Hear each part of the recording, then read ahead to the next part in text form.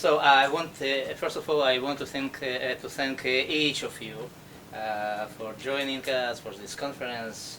And our point of departure was an imagined place, Yiddish land, jargon land, if you want.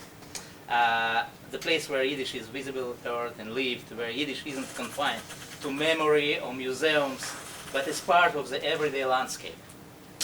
Our first session, Yiddish-speaking diasporas, opened with the visual. We explore the photographic trace of Yiddish presence in diaspora spaces, materiality of sound and record labels from early Israeli statehood, and the symbolic language of cultural insignia. These presentations reminded us that Yiddish was, and in some cases still is, not only a spoken or written medium, but a visual and spatial one, encoded in objects and images that occupy public life. The second session shifted our focus to Eastern Europe, where the public presence of Yiddish has been deeply marked by rupture and resilience. We encountered it in the Holocaust memorials, tying language and identity, in the remarkable survival of post-war Yiddish theater in Romania, and how Yiddish became a language of resistance. Here, Yiddish was shown to function both as a cultural resource and as a form of resistance, often in places where existence itself was under threat. In the third session, we turned towards the politics of language. We examined how Yiddish was instrumentalized and also subverted in Soviet education, and in metamorphosis of language within Nazi-imposed ghettos. Also, how artists today are reclaiming its visibility through intervention in public signage and space. These talks underscored the tension between imposed structures and creative agency, between silencing and expression, and highlighted Yiddish's continuing role in conversations about power, identity, and presence. Our final session brought us into dialogue with the idea of memory, not memory as nostalgia, but memory as public and embodied experience. We saw how fragments of former Yiddish land still resonate in Poland and Ukraine, not only in heritage projects, but in how Yiddish continues to frame the way space is remembered and interpreted. Here, too, we see a process of re-inscription, of Yiddish being read back into the landscape and maybe made legible again. Together, these presentations have offered more than a series of case studies. They have raised important questions. Who gets to shape public memory? How do we recognize and respond to erasure? What does it mean to reinsert a language into space and into the imagination? Let's take today's idea and questions with us as we continue walking the streets of our own cities, looking up, listening carefully, and perhaps imagining where the next Yiddish sign might appear. It is not just a dream. With your permission, I would like to say a few words about the current situation of Yiddish in Europe. In the end of 1992, the Council of Europe, an international body founded in 1949 and situated in Strasbourg, that unites 46 European states, it's bigger than the European Union, adopted a resolution to protect and promote historical, regional, minority, and non-territorial languages in Europe. We are speaking about the European Charter for Regional or Minority Languages, one of the main achievements of the Council of Europe, along with more famous European Convention of Human Rights, Convention on Action against Trafficking in Human Beings, and so on. The Council of Europe lacks the authority to create laws. Instead, it can only advocate for the implementation of international agreements established by member states. With respect to the language charter, there is no clear objective definition for a language to be classified as a minority or regional language, except of being different from the official language, of course. As for the non-territorial languages, it means languages used by nationals of the state which differ from the language or languages used by the rest of the state's population, but which cannot be identified with a particular area thereof. At this juncture, the Yiddish language becomes a factor in the narrative. According to the latest list of countries that have ratified the language charter, which covers 81 languages, presently 25 out of 33 signatures.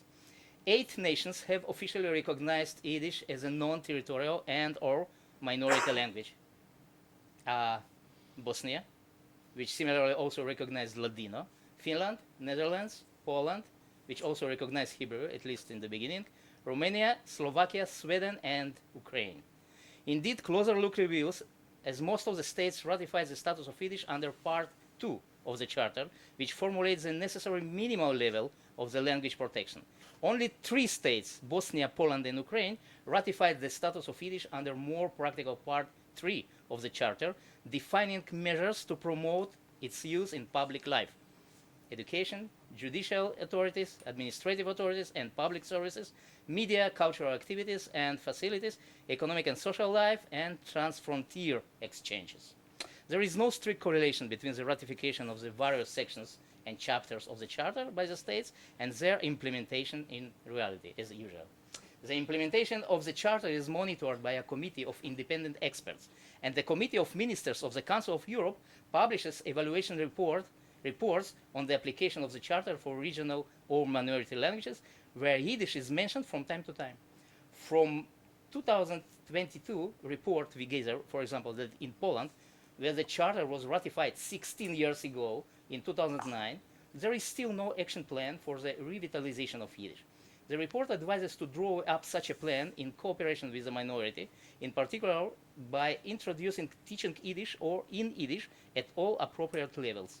Today, I quote from the report, there are various cultural activities where Yiddish is used and which receive support from the Polish authorities or are organized by Polish institutions. This includes festivals, staging of theater plays, film screenings, song workshops. Some works in Yiddish have been digitized and made available online. Translations of work from Yiddish have also been carried out. The Kaminska Jewish Theater also organizes Yiddish language courses. At university level, courses of Yiddish are provided in the framework of the Jewish studies specialization, for example, at the Jagiellonian University in Krakow, end quote. However, despite the terms of the Charter, I quote again some criticism. Yiddish is not present in preschool, primary, secondary, technical, or vocational education in Poland. Yiddish is not auxiliary language in any municipality, not are place names in Yiddish in use. For a couple of years, Poland doesn't want to implement the signage on the streets. I want to see from airport to Warsaw some signs, Warsaw. I don't know why it's so complicated for Poland. As far as print media is concerned, the monthly, the Yiddish word, Slovo Żydowskie, is published partly in Yiddish, but this does not meet the requirements of the undertaking. It appears that Sweden boasts the most favorable circumstances regarding the status of Yiddish. Yiddish is present at higher education level, where different courses on this subject are being offered, and a bachelor's program started in 2019 at Lund University. In primary schools, Yiddish is occasionally chosen as a mother tongue in some urban areas and included to some extent in Jewish studies in a primary school in Stockholm. In addition, it can be learned by adults at folk school level.